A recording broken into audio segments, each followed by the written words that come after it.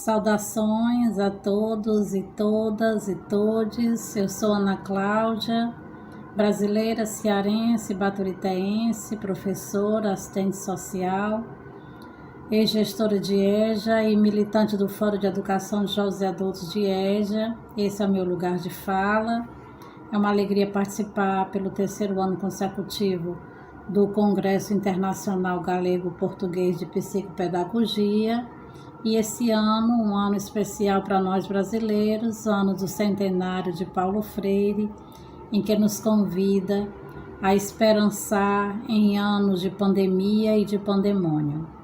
Estamos aqui para apresentar o nosso trabalho, intitulado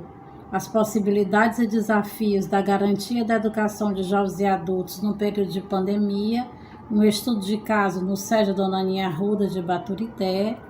A nossa área temática ela está nas transições e desenvolvimento ao longo da vida.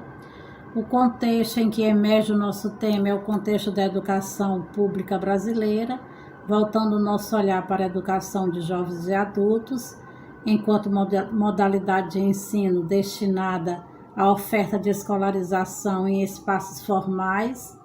A EJA está amparada legalmente na Constituição Federal de 1988, que traz um de seus princípios, a educação como direito público subjetivo. Esse princípio ele é regulamentado na LDB 8 anos depois, e que aborda a EJA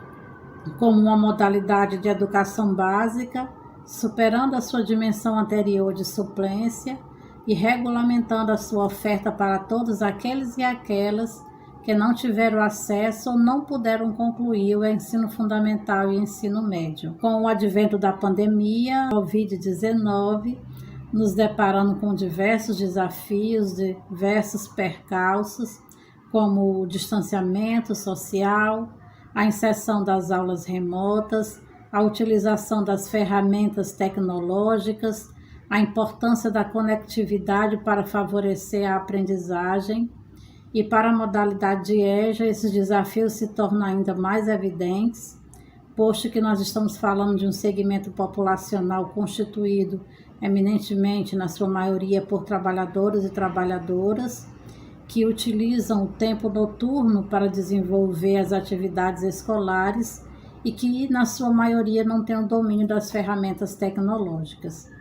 O nosso problema são os efeitos da crise sanitária na vida dos trabalhadores e das trabalhadoras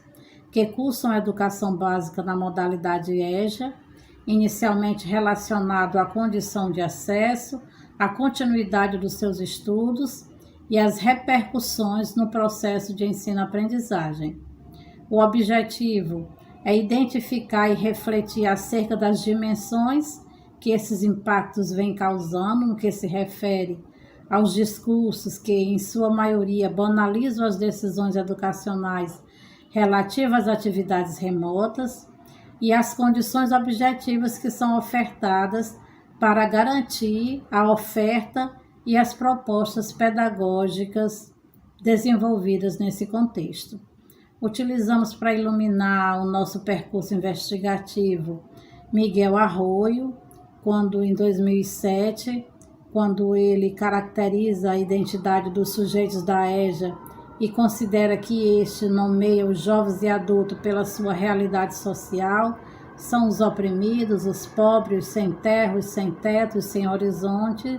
incluindo as dimensões de sua condição humana, que são fundamentais para as experiências de educação. Trazemos também Haddad e Maria Clara de Piero, na compreensão ampliada da EJA para além da escolarização, e Paulo Freire, que advoga a educação no seu intento libertador, impulsionando o ser humano a uma praxis de transformação libertadora. A base metodológica é a pesquisa bibliográfica,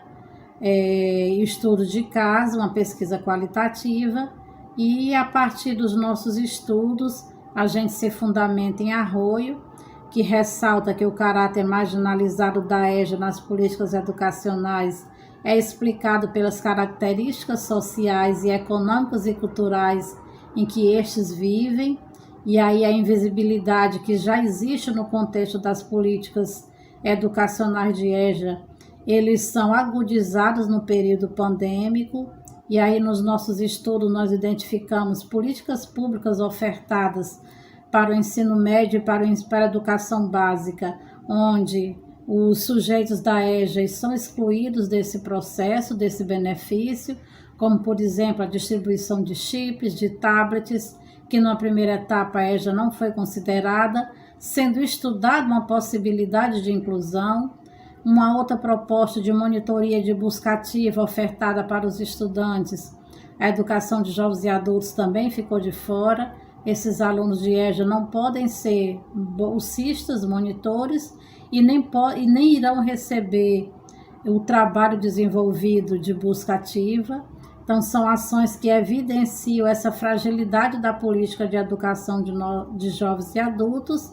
e esses registros denotam a invisibilidade da EJA enquanto uma modalidade da educação, o que corrobora com o estado de exclusão em que esses sujeitos são submetidos. Agradecemos a atenção de cada um de vocês e, mais uma vez, saudações freirianas. Paulo Freire vive e viva Paulo Freire!